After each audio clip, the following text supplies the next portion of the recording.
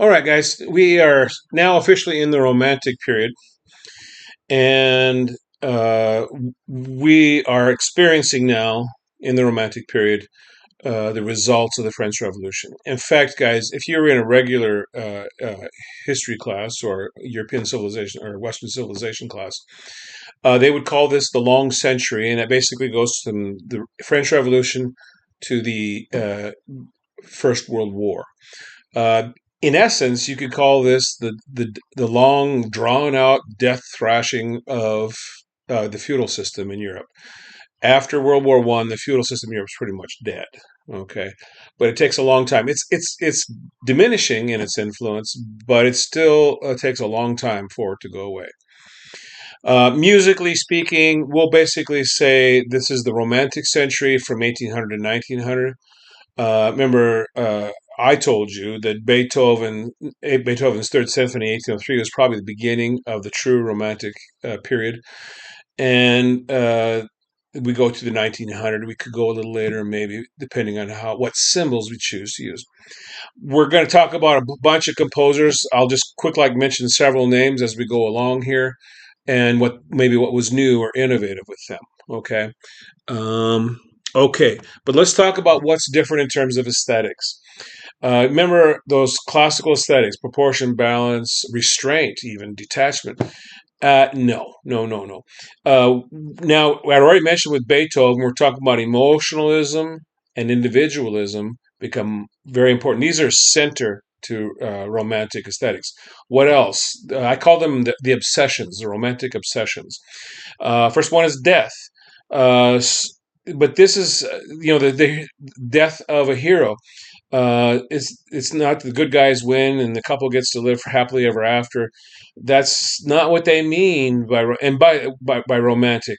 Death often means that the good guy loses and dies, and the bad guy wins, and all this kind of stuff. There is love, but it's not the centerpiece to all of this. And so the first obsession I would call death. Not the Hollywood ending that we're used to. Okay, this is what they would consider probably more accurate. Is the bad guys oftentimes win? What else? Ancient mythology. Okay, well, we'd already talked about that more than once, actually. But we're not talking just, yeah, Greek mythology does make a comeback, but it's not just Greek now. We're talking other peoples, tribes, if you will. And the big winners in this are going to be the Germans, for example. But other peoples are talking about their mythologies too, because they're in the process of finding their roots. And part of what makes a people, besides language, is the stories we tell ourselves. Okay. And so our mythologies, our stories are very important. And that's what other people besides just the Greeks now are getting explored. The macabre. This is a supernatural. The things that go bump in the night, guys. This is at the end of this historical period is when we run into the Gothic novel. We're talking Frankenstein, Edgar Allan Poe, Dracula. These stories all originated in the late Romantic century. And so, yeah, this macabre, the supernatural things we don't understand, and along with that, of course, is death, the mystery of death. Is there anything after death? Can you die and come back and tell people about it, or can you create something that is dead and bring it back to life, like Frankenstein? So, death is at the center of all of this.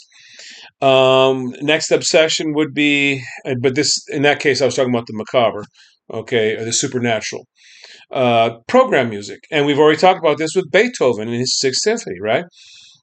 It is literally called program music because you put a paragraph or two in the program for people to read so they know what the story is, in case it's a story that not everybody would know, which would probably be most stories, I guess.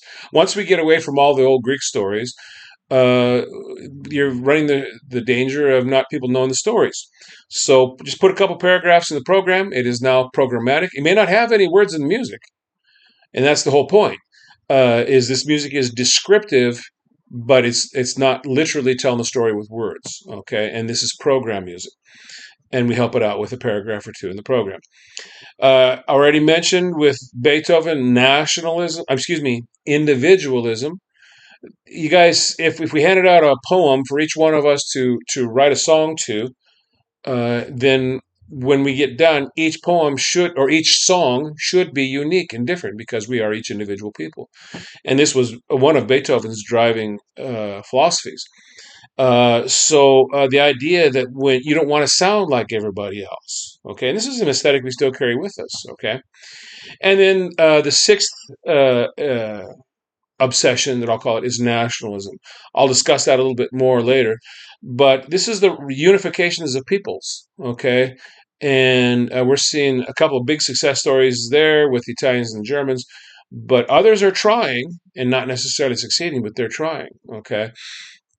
So nationalism is a big motivator in the 19th century, the Romantic century, if you will.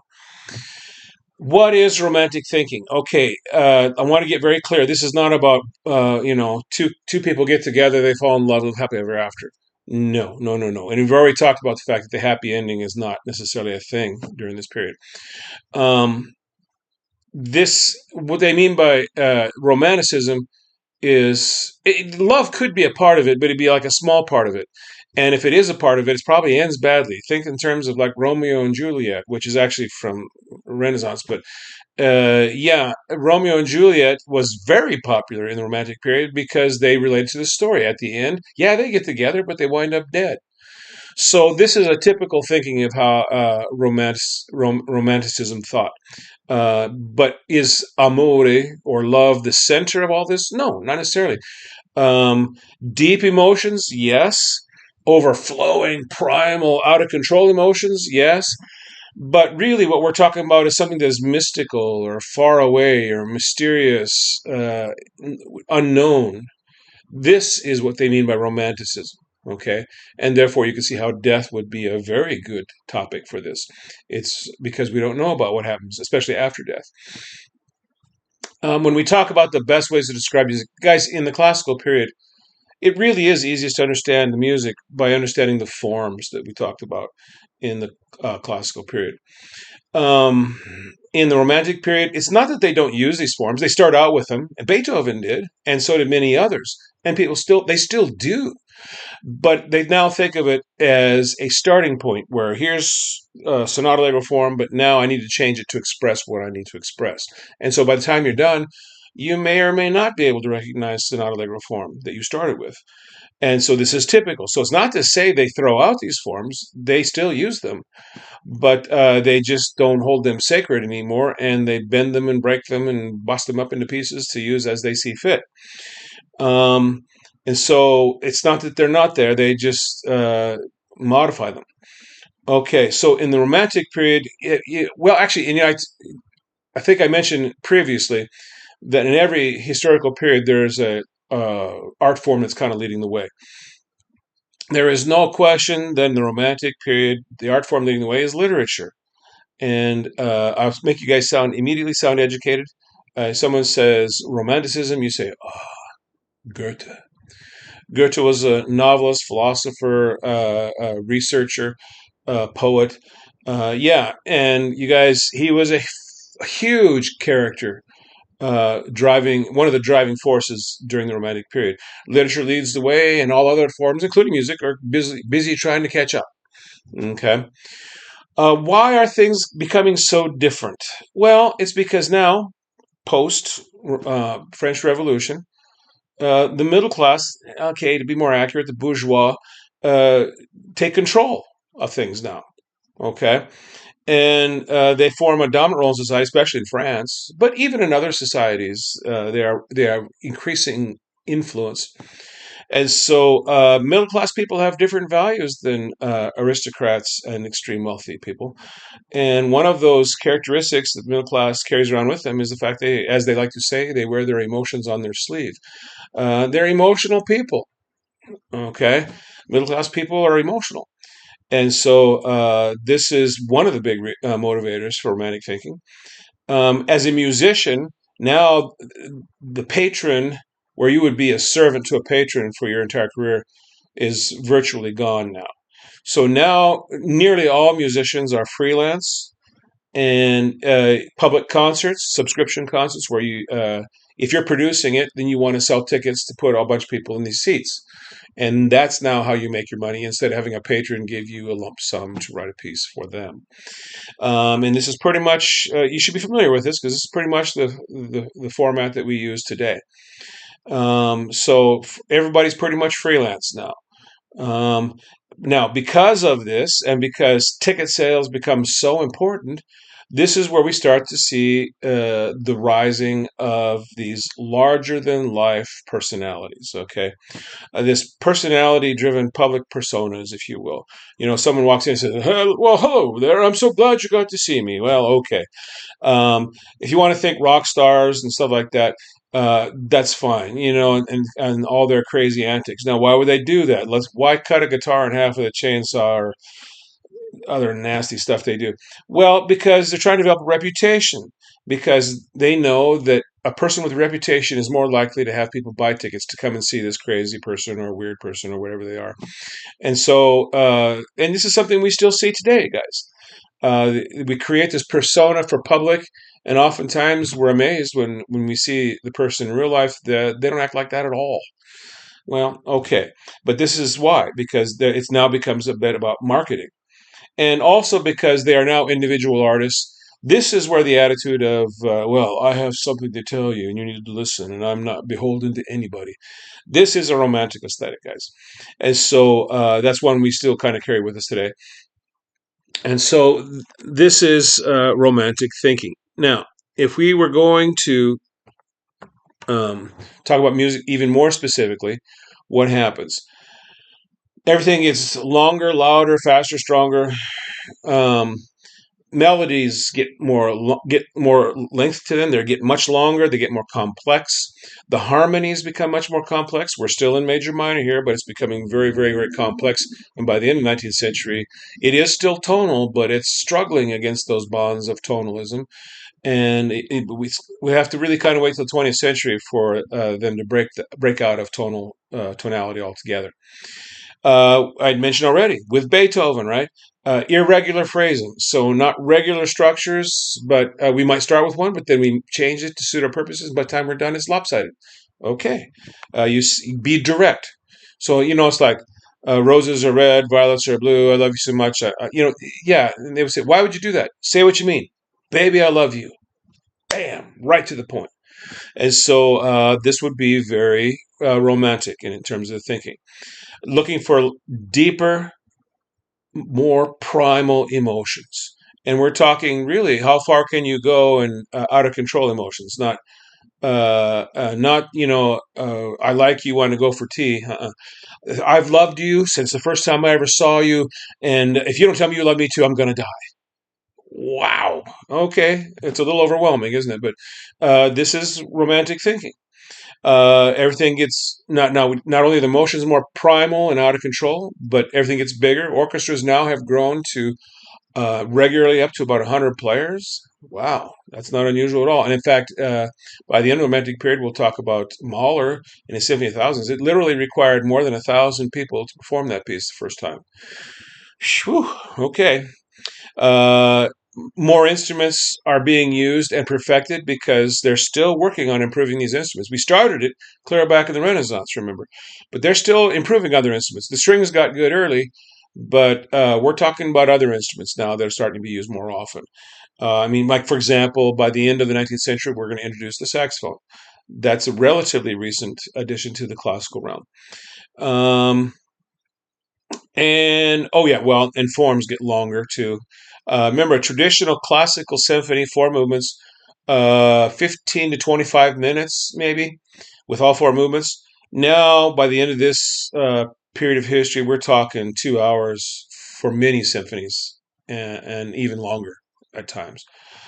Okay, now in the classical period, one of the experiments they were trying, which turned out really well, was the experimentation with graduated dynamics.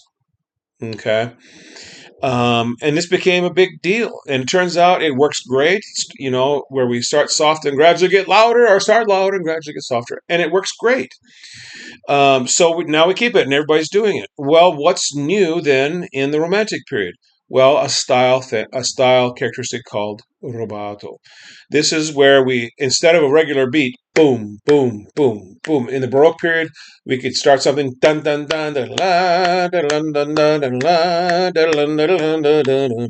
It might change mood, but the tempo stays rock solid, clear to the end. Even if you get louder or softer, you could march to that.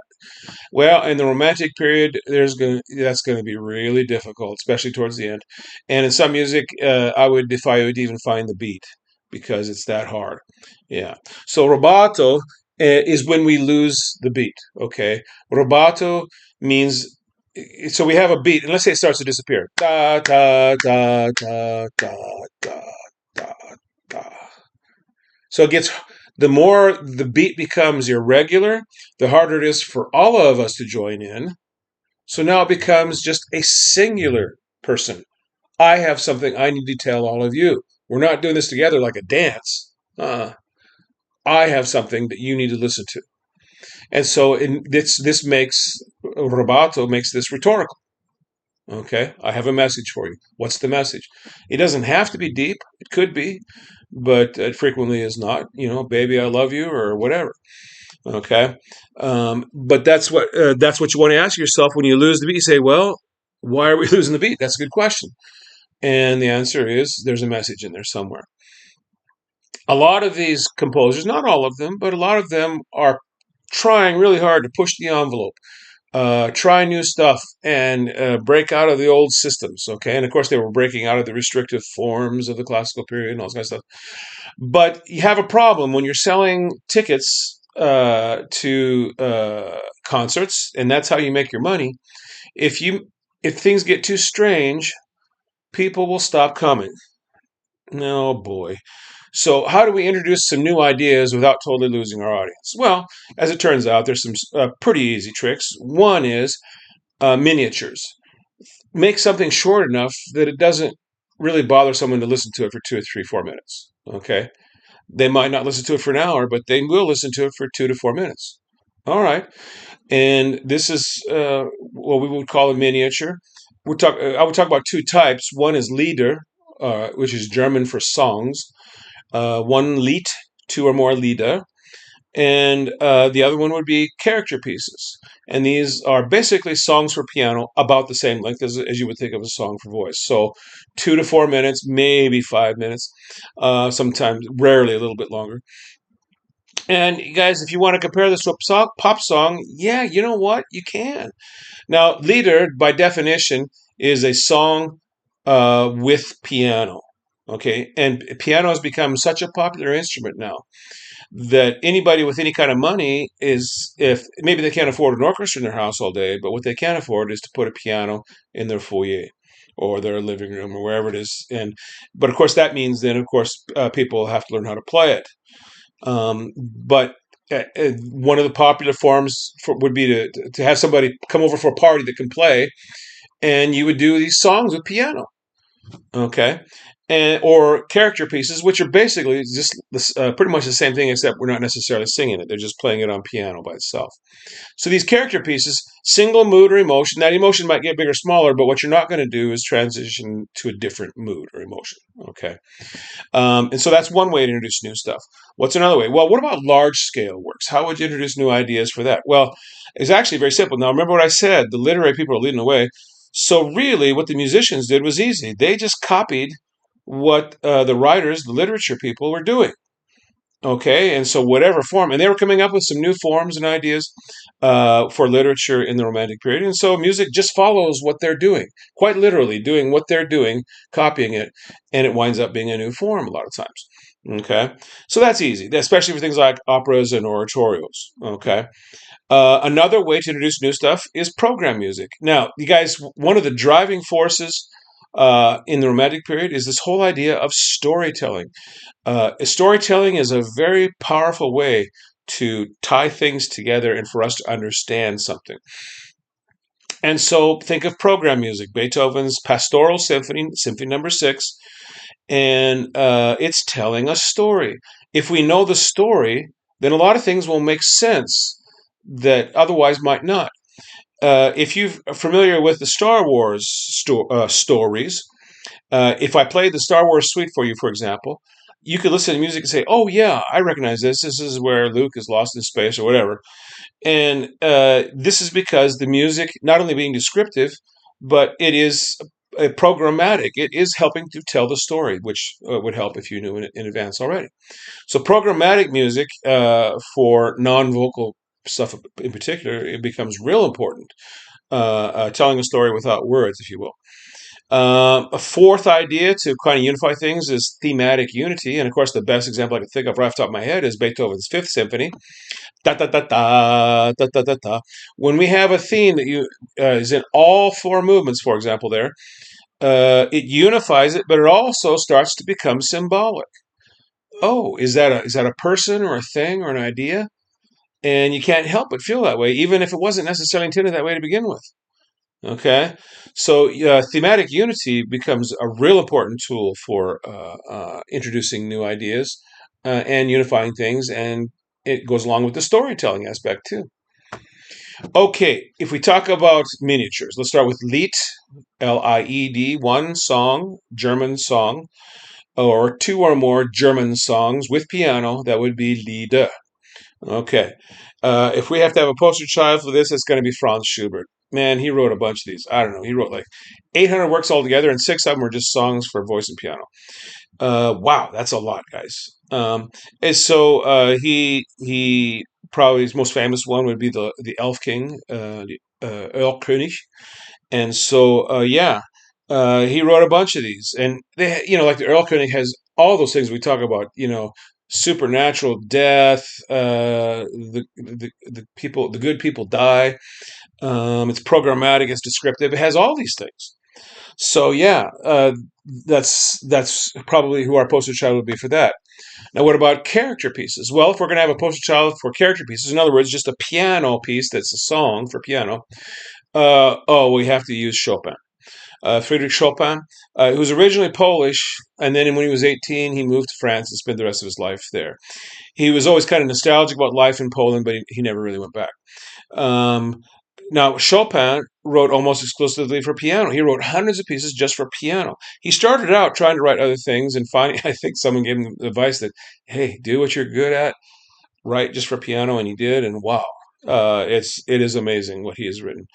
Um, and so we have Chopin writing these character pieces, and very, very he would get invited to these soirees as well, and he would play all night long. Now, don't get me wrong, guys. He wrote some lieder, or in French you'd say chanson, but and Schubert wrote other things besides lieder, and other Germans even wrote the lieder. So it's not just that only Schubert did this. But if we have to hold up somebody as being our best examples, okay, so Chopin for character pieces, Schubert for a lieder. Um, Next composer I guess I'd want to address is Robert Schumann for a couple of reasons. He was a good composer, but also there's something new. He started a magazine of music criticism where he introduces music from new composers. And so, because now we do not have patrons supporting young musicians to get their career started, we're starting to see a shift in who helps them. And one of these shifts is for musicians who have achieved success to help younger musicians uh, get their careers going. Robert Schumann also married a world class pianist in Clara Wieck, later, or Clara Wieck Schumann. And she actually helped him run the magazine. They would do these concerts to demonstrate the music in the magazine together. They'd play duets and stuff. Eventually, he dies, and she takes over the magazine and runs it very well. In fact, a lot of people feel that because she ran it so well, that's why you could still get this magazine if you wanted to today. Neue Zeitschrift für Musik. Okay, you'd have to speak German, and it's probably going to cost you $80 or $100 an episode or issue. I mean, but you can still get it. Okay, and a lot of people would give Clara credit for that, and she's a very good composer in her own right. Okay, I'll come back to her in just a little bit. So yeah, this new idea that he starts a magazine. He's a journalist in addition to being a musician, but also supporting younger musicians. Probably the most famous example of supporting younger musicians would be Johannes Brahms, who had a hard time getting started. but eventually does. And part of the reason is because the Schumanns helped him get started. Another composer I want to bring up is Felix Mendelssohn. Felix, not only to being a very, very good composer, we give him credit for something new as well. And this is creating what we're going to call the concert overture. Now, when they first pulled the orchestra out of the opera pit to put them on the stage for concerts without the diva singers, um, what they were doing is basically excerpting music from larger pieces. So, for example, overtures from operas or oratorios, and grabbing music from all over because there wasn't that much just orchestral music to be played. And finally, and you remember we talked about overtures being an instrumental piece introducing a larger structure like opera or oratorio. Well, Mendelssohn said, "Hey, why don't we just write some overtures that are for concert performance by an orchestra that don't need anything else?"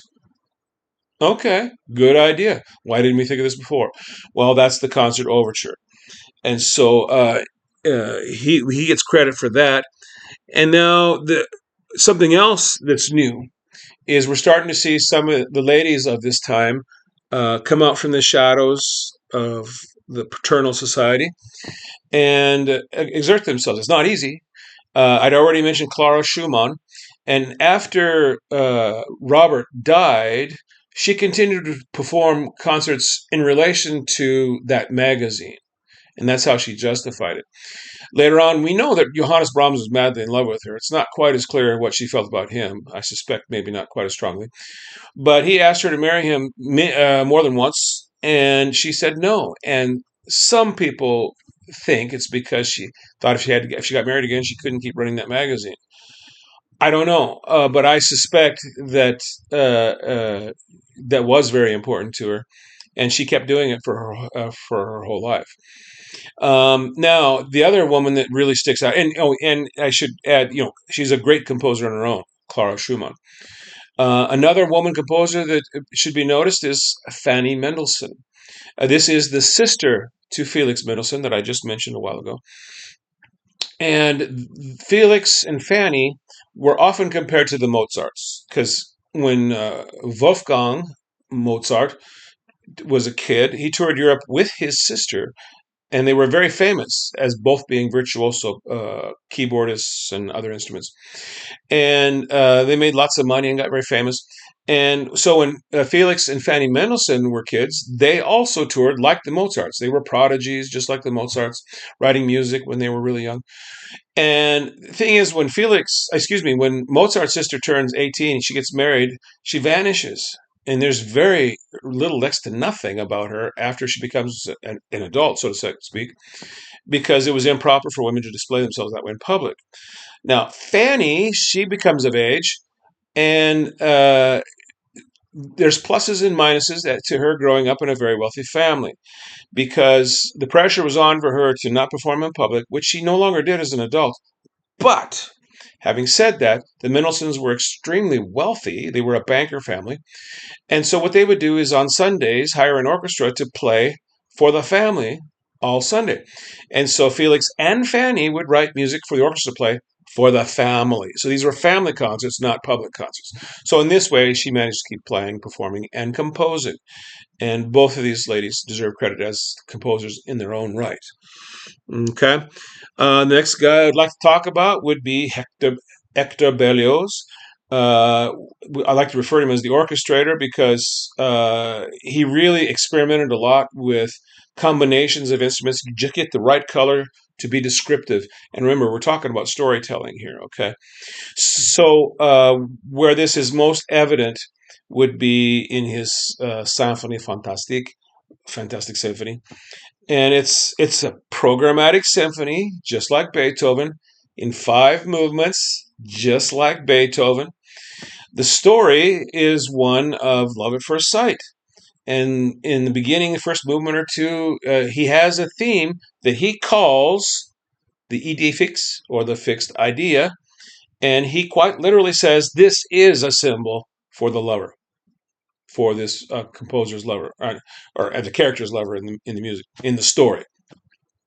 And so in the story, the lead guy sees his lover she has this theme, this idée fixe. It's beautiful, it's gorgeous, and every time we hear the next two or three movements, it's beautiful and gorgeous because they're in love. It's love at first sight, and yeah. However, the story kind of goes sideways after that. In the fourth movement, our lead guy is taking opium and is having hallucinations, and he dreams that he has killed his lover, and now he's in prison. He's in a stereotypical French Revolutionary prison, and so the fourth movement, they show him. It describes him coming down these stairs, dum da da da dum dum dum dum dum, and him getting his head cut off at the guillotine, which is what the French did during the French Revolution, for having done this murder of his sweetheart. The idée fixe appears just before the guillotine comes down to remind him, oh, this is why I'm here. Da, da, da, dee. Okay, and then the guillotine comes down, boom. The music describes his head bouncing down the steps into a basket, and that's the end of the fourth movement. Well, why do we need a fifth movement? Well, it's called The Witch's Sabbath, and basically we hear some very interesting things about this. One is a theme called the Dies Irae, which quite literally means the Day of Wrath. This is from the Requiem Mass, guys. And during this period of time in very, very Catholic France, everybody recognizes bum, bum, bum, bum, bum, bum, bum. So it means quite literally Day of Judgment. Okay, we hear church bells, so we establish that they're in the churchyard. We hear the Dies Irae, he's going to get his soul judged. His lover shows up again. Now, we know she's dead, but now she's a witch, and she's dancing with ghosties and goblins, and she's here because guess what? It's Judgment Day for our lead guy, and she's here to make sure that he gets his soul judged for having killed her in real life. All right. So the whole thing is about this process and dancing skeletons and everything else. Now, if we want to talk about his orchestrations, for example, one really famous one that is still used is called col legno, which means with the wood. And in this one, the violinist will take his bow, turn it upside down, and play with the wood. It creates a really scratchy sound and sometimes ticks the violin, which really bothers the violinists a lot. They try not to do that. But still, if it ticks once in a while and you hear the scratchy sound, it's perfect for dancing skeletons, which is exactly what he uses it for. So this is an example. He has lots of innovative ideas like this. We're going to see Richard Wagner later on take this idée fixe and put it on steroids.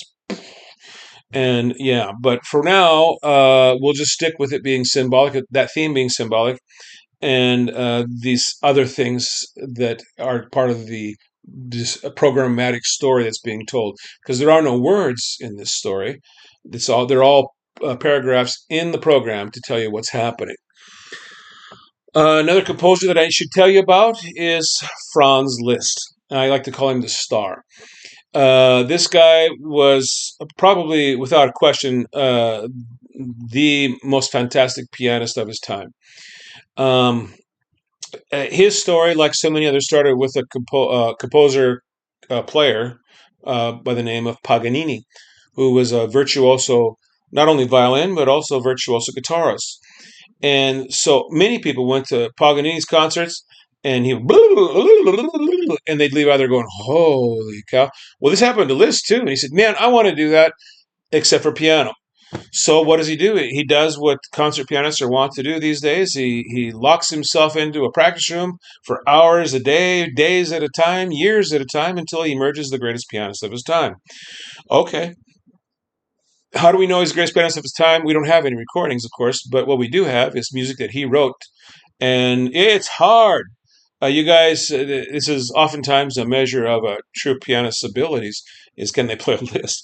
Now, part of the problem is if you don't have big hands, Liszt is really hard because he has intervals in the hands that are almost impossible to reach for a lot of average people. So you need someone with really big hands and still a virtuoso, right? We also give him credit to inventing a new orchestral form, and that is the symphonic poem. The symphonic poem is a single movement orchestral piece for performance in concert. That sounds suspiciously similar to the concert overture, and in many ways it is. But the difference is concert overture, you can actually still find the semblance of sonata allegro form in many concert overtures. Okay, even though many of them tell stories. Okay, the symphonic poem doesn't even pretend. It's basically like a program. It's programmatic show, a programmatic orchestral program where we have a story we're telling, and the form is dictated totally by what the story is trying to do. And so there's no attempt to even be similar to Sonata Allegro at all. So the symphonic poem is very similar to concert overture in many ways, but there are some little differences like this that maybe a lot of people wouldn't even notice. Um, what else? Okay, let's talk about Italian opera, because opera is still huge. It's very influential, guys. It has hit another stagnant period. Remember, it kind of went through a period of reform in the classical period, and the composer named Gluck did a lot of reform in the classical period to try to correct some of those problems we had addressed with, especially early opera seria. But now, in the beginning of the 19th century, one of the operas that was really popular at the time is called Opera Buffa, which we've already talked about. And in Italy, well, actually, not just opera buffa. I'm talking about Italian opera in general, not just comic, but also serious opera, because I'm going to talk about what's called bel canto, beautiful singing or beautiful song. Uh, and this is really done by the Italians. You guys, what this means stylistically wise is most of the tunes, the good tunes, are given to the singers. The orchestra is relegated many times to just kind of being a big guitar, boom, chick, chick, boom, chick, chick, boom, chick, chick. And it does receive some criticism later on from somebody like Richard Wagner. But nevertheless, this stuff is very popular. We have three Italian composers that were very, very good at this and dominated the scene. We have Donizetti, Bellini, and then Gioacchino Rossini. And these three guys dominated this bel canto, and they were very, very popular guys. And Rossini was so popular. He wrote mostly opera buffa in this style, though, of the bel canto. And he was so good at it, he made so much money, he retired before he turned 40. Wow. And then he went to Paris, and that's where he lived the rest of his life. He really almost gave up composing, except that every once in a while he would write a small ditty for a party or something like that. But he never really composed for money anymore after that, and that was Rossini. Now you guys recognize Rossini probably. Ba-da-da-da-dum. If you ever watched Looney Tunes with Bugs Bunny, if you got the Bunny of Seville, da-da-da-da-dum, da-da-dum, da-da-da-dum. That's Rossini. Probably the most famous one would be what some people might refer to as the Lone Ranger theme. Da-da-lum, da-da-lum, da-da-lum, dum-dum, da-da-lum, da-da-lum, da-da-lum, dum-dum, da-da-lum, da-da-lum, da-da-lum, dum-dum, da-da-la, da-da-lum, dum-dum. And part of the reason we might single out Rossini a little bit is because he was really good at writing clever, funny, entertaining overtures. And so when I told you they were excerpting overtures for concerts, his music was amongst the most popular. And so that's why so much of this is still famous today, because they got played all over the place. And okay, tell you what, this is basically kind of the first half of the Romantic period. I'm just going to give you another lecture a little bit later. In the meantime, hang in there. We're not done with the Romantic period quite yet. I've got some more composers to talk about. And let me see if there's any vocabulary. We pretty much covered the vocabulary that needs to be talked about. All right, see you in a bit.